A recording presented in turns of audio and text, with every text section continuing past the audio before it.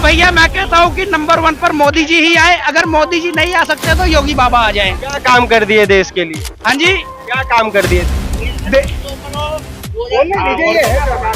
देश के लिए क्या नहीं कर दिया। पहला नंबर तो हमारे कश्मीर अब हमारी मुट्ठी में है, ठीक है जी। और पाकिस्तान या कोई भी देश है वो हमारे देश के ऊपर आंख उठा के भी नहीं देख सकता है। 2024 में प्रियंका आनी चाहिए हमारे दिल से। गांधी आएंगी प्रियंका गांधी पक्का? का अरे प्रियंका गांधी तो पहले यूपी में जाके अपना 4 सीटें बचा ले, वही काफी है। आप सुनो, आपको किसी को पता नहीं है आर्थिक स्थिति भारत की कहाँ पहुँच चुकी है? कहाँ पहुँच गई है वो बताइए। 0 पे पहुँच चुकी है। इतना कर्जा कर लिया है मोदी ने। जापान 8G पहुंच गया, उन्होंने शीशे के पुल बना दिए। तो हिंदुस्तान क्या है? सर मोदी जी अच्छा काम कर रहे हैं, सबको एकजुट लेके चल रहे हैं, हिंदुओं मुस्लिमों सब खुश हैं।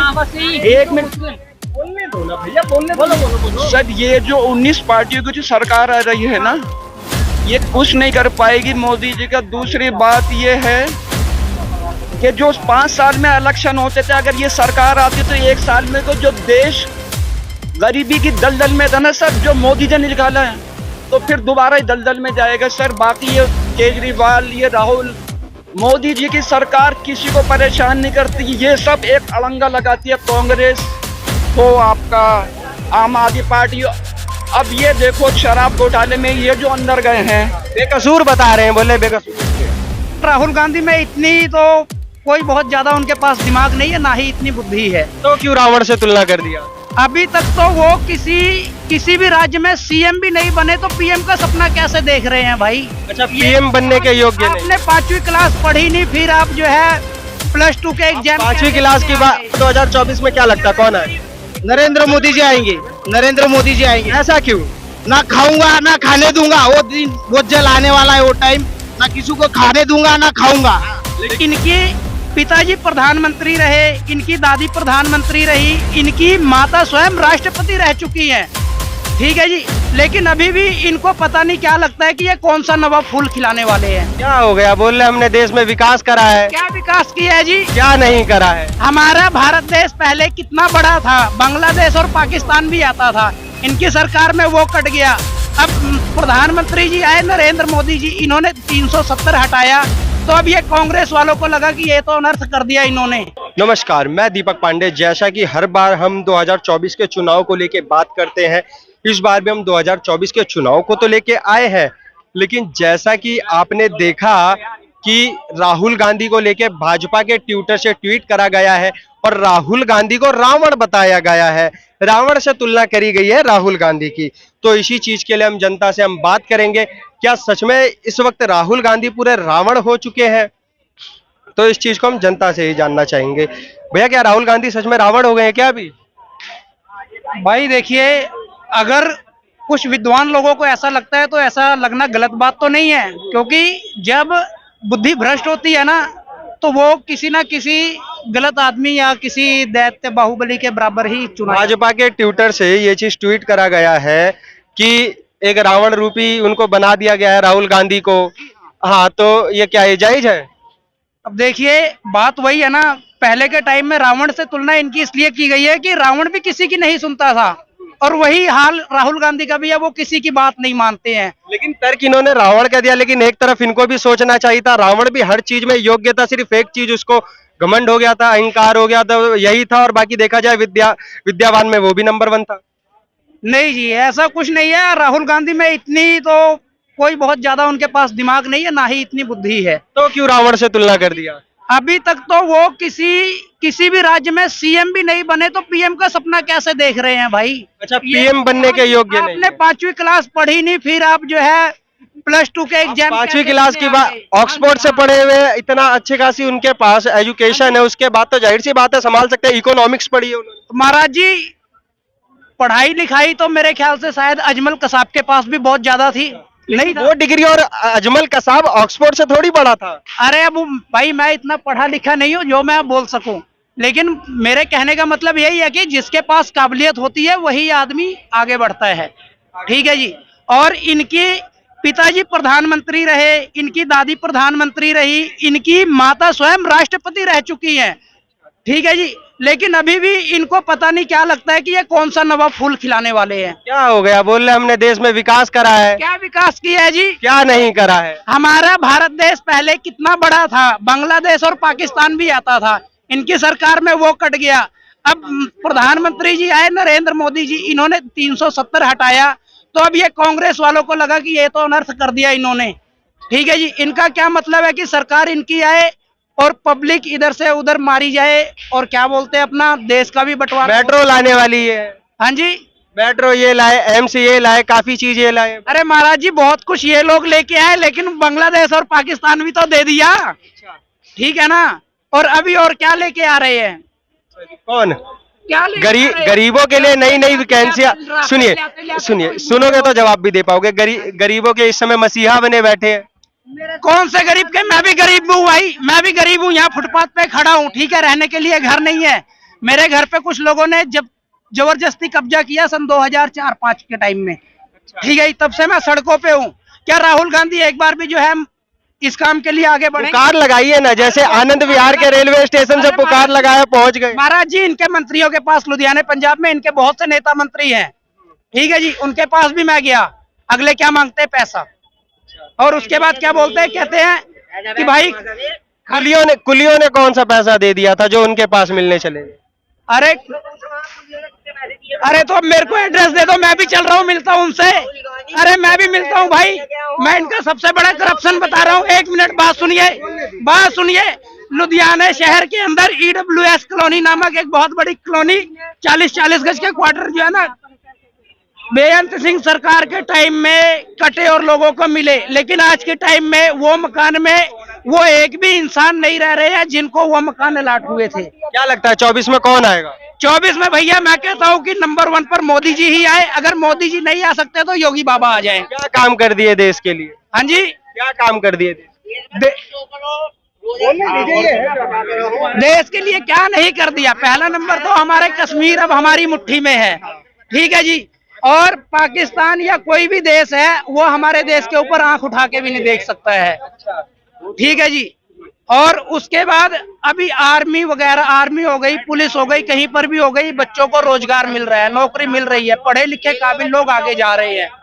ठीक, काफी लोग बोल रहे हैं कि मैं बेरोजगार हूँ, इस पे क्या बोलूं? अब बेरोजगार जी, मान लीजिए मैं नहीं पढ़ा लिखा हूँ तो मुझे तो नौकरी नहीं मिलेगी भाई। मुझे SP की नौकरी मिलेगी क्या? नहीं पढ़ा हूँ तो नहीं मिलेगी, जाहिर सी बात है। मुझे अपनी काबिलियत को जानना चाहिए। अगर नहीं पढ़ा लिखा हूँ, मैं मेहनत मजदूरी कर सकता हूँ, खेती किसानी कर सकता हूँ। ठीक है जी, मजदूरी से पाल सकते हैं परिवार? क्यों नहीं पाल सकते हैं जी? अगर नहीं पाल सकते होते तो हमारे बाप दादा लोगों ने जो उनकी औलादे, हम लोग इतने बड़े बड़े हट्टे कट्टे खड़े हैं। कारण क्या है ये बेरोजगारी का? कारण क्या है? बेरोजगारी का कारण यह है कि लोग मेहनत नहीं करना चाहते, काम नहीं करना चाहते हैं। ठीक है जी, अरे यार भाई मेरी बात सुनिए भैया, आपको 18,000 की नौकरी अगर मिल रही है, आप कहोगे नहीं मेरे को तो 40,000 की चाहिए, तो बेरोजगार तो बैठना पड़ेगा ना। 18,000 पे आप काबिलियत दिखाओगे नहीं तो 40,000 पे पहुंचोगे नहीं, सीधी सी बात है जी। मैंने भी, लोग कहते हैं प्रधानमंत्री बचपन में चाय बेचते थे, मैंने भी बचपन में चाय बेचा है, चोरी नहीं की, ईमानदारी से की। अब ऐसा नहीं है कि मेरी माता राष्ट्रपति की रह चुकी हो और उसके बाद मैं बैंक के सामने 4,000 रुपया लेके खड़ा हूँ कि मेरे पास तो यही पैसा है। ये कोई बात है भाई? क्या लगता है अंकल जी 24 में कौन आएगा? भैया मुझे तो केजरीवाल लगा, मैं तो ऊपर वाले दुआ सुबह शाम नहीं करूँ। मैं यूपी का रहने वाला हूँ और ये कहूँ जैसे उनने दिल्ली को चला रखा है ऐसे देश को चला रहा है। केजरीवाल से बहुत खुश है। केजरीवाल आदमी बढ़िया, बताओ, निर्दोष आदमी के 3-3 आदमियों को बंद कर दिया। जो तुम्हारे स्वास्थ्य के बारे में सोचा, आपको जो आप बोले निर्दोष आदमी, देखिए कौन निर्दोष है कौन गुनहगार है, ये हम तो नहीं कर सकते। इसके लिए कानून से सुनिए, तो सुनोगे जवाब भी मिलेगा। इसके लिए कानून सिस्टम बैठा है। जिस समय सोशल मीडिया का दौर नहीं था, कुछ नहीं था, सिर्फ पत्रकार और लिफाफे चला करते थे, उस टाइम पे भी जो भी अगर गलत करता था उनको बंद करा जाता था, उसके लिए आंदोलन होता था और उनको रिहा करवा लिया जाता था। और आज के समय में तो डिजिटल मीडिया का दौर है, इतना तो जाहिर सी बात है अगर कोई करप्ट नहीं है और ऐसे ही किसी को अरेस्ट करना सबके बस की बात नहीं है। कुछ सबूत होंगे, कुछ होंगे तभी तो, वरना सोशल मीडिया का दौर। क्या लगता है एक मुख्यमंत्री होके अपने ही नेता को नहीं छुड़वा पाएंगे? इतनी पावर है उनके पास, लेकिन कहीं ना कहीं उनकी भी कुछ ना कुछ तो झोल हो सकता है ना।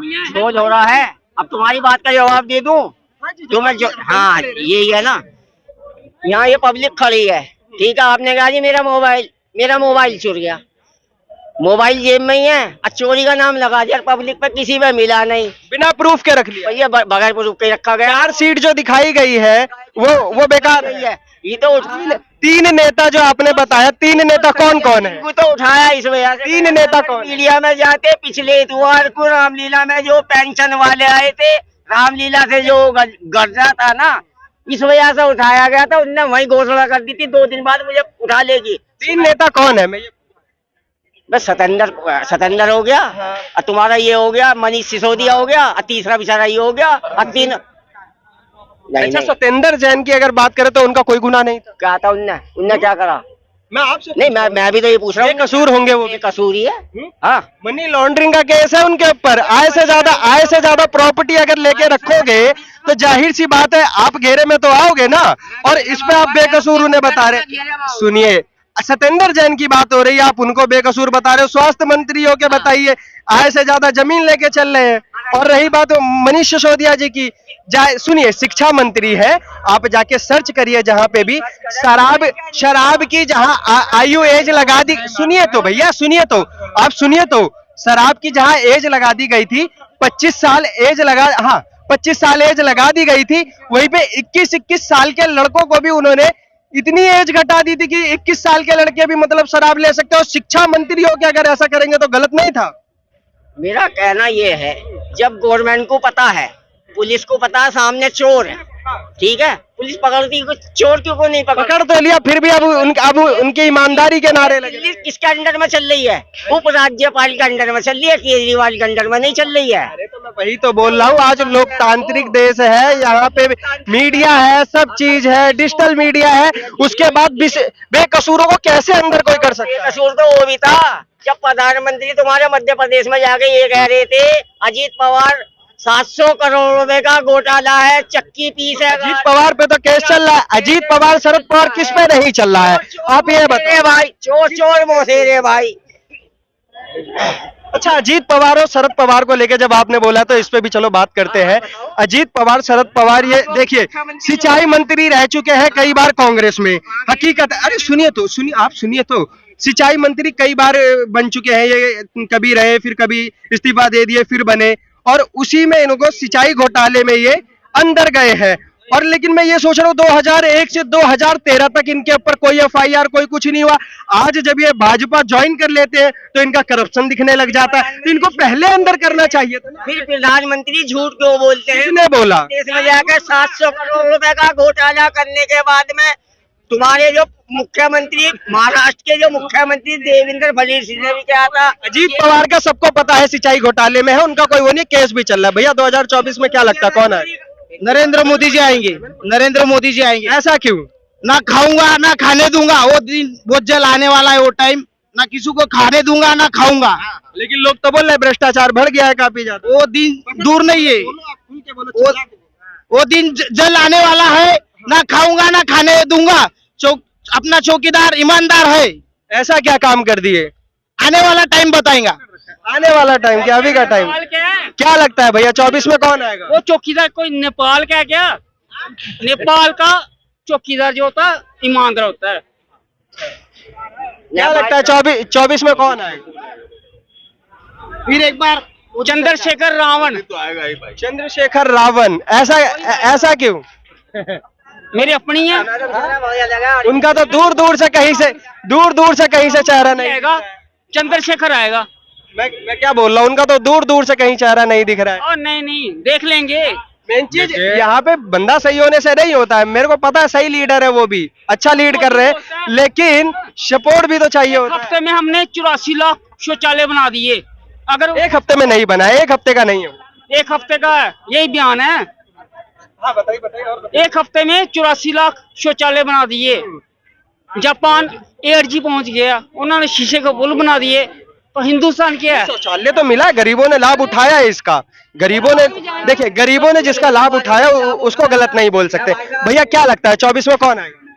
24 में सर जो अच्छा काम करेगा मोदी। अच्छा कौन करेगा? मोदी। 47 से तो सभी अच्छा काम कर रहे हैं और आज भी युवा परेशान है। जब मोदी नहीं था एक मिनट बोलने दीजिए, आपके आगे नहीं बोला।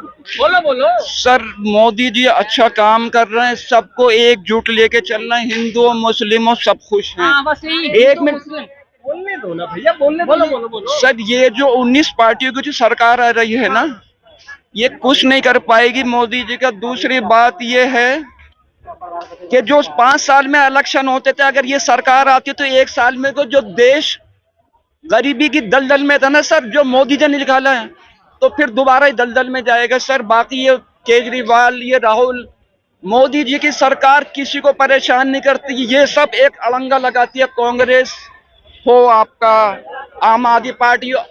अब ये देखो शराब घोटाले में ये जो अंदर गए हैं, बेकसूर बता रहे हैं, बोले बेकसूर। ये जो शराब घोटाले में लोग अंदर गए हैं, ये पैसे के मीते हैं सर। इस दिल्ली के अंदर जो बच्चा शराब नहीं पीता था, इस केजरीवाल ने उसको शराबी बना दिया। समझते हो ना? इस केजरीवाल ने उसको हर एरिया में ठेके खोले। अच्छा, एक नारा आजकल ट्रेंडिंग कर रहा है, जैसे मोदी जी बोलते हैं पढ़ेगा इंडिया बढ़ेगा इंडिया, वहीं पे इन्हीं के उसको ट्वीट करके वापसी रिप्लाई करा जाता है, पिएगा इंडिया तो जिएगा इंडिया। ऐसी स्कीम वाले को तो क्या लगता है, तो फिर ये सब सारी अफवाह है? सर मेरे पास तो एक ही निचोड़ है, मोदी तो दोबारा आएंगे। अच्छा, अगर मोदी जी की आवाज में दम है, शेर की तरह गड़गड़ा सकते हैं तो दोबारा बने, नहीं तो फिर तो शेर की तरह काम भी तो चाहिए। क्या काम कर दिए? कर रहे हैं, बहुत अच्छा काम कर रहे हैं सर। आगे जो है ना, अगर ये नहीं कर चाहते तो फिर उनके पीछे योगी जी तैयार है, योगी जी तैयार है। माता जी क्या काम कर रही है, क्या लगता है 24 में कौन आएगा? क्या 2024 में प्रियंका आनी चाहिए हमारे दिल से। गांधी आएंगी? प्रियंका गांधी पक्का? पक्का। अरे प्रियंका गांधी तो पहले यूपी में जाके अपना अरे 4 सीटें बचा ले, वही काफी है। सुनो, आप पकड़ रखा है माता श्री, सुनो, आपको किसी को पता नहीं है आर्थिक स्थिति भारत की कहाँ पहुँच चुकी है। कहाँ पहुँच गई है वो बताइए। आज 0 पे पहुँच चुकी है। इतना कर्जा कर लिया है मोदी ने। सही पकड़े सही पकड़े। हाँ, मेरी बात सुनो, मेरी बात सुनो, मैं सही बात बताऊंगी आपको। अरे भारत कर्जा हो गया है। मेरी बात तो सुनो, सुनाइए। भारत कर्जदार हो गया है। अरे वोट घर तोड़ दिए। तुम्हें मुझे बोलना नहीं देते। भैया जब आपके पास आते तब आप एकदम चुप हो जाते। ये नहीं, अरे इनको बोलने दीजिए, आपके पास आ रहे। देखिए, विदेशियों को सोने की थालियों में, चांदी के थालियों में खाना खिलाया है, और वो जो वोटर तुम्हें कुर्सी पर बिठाते हैं उनको 5 किलो राशन में रख रहे हो। वोट दो हमें, वोट दो हमें, वोट दो। ये तो हमारे यहाँ पे शुरू से है। आप देखिए माता श्री, आप बुजुर्ग हैं, आपको पता है अतिथि देवो भव। जाहिर सी बात है, जो जिस हिसाब से आए थे, राष्ट्रपति आए थे, प्रधानमंत्री आए थे, तो उनकी खातिरदारी भी तो उन्हीं की तरीके से होनी चाहिए ना। अब पद के हिसाब से भी तो होता है, वो वहां तक पहुंचने के लिए काफी समय लग जाता है। दोने पत्तल में तो नहीं खिला सकते हैं ना।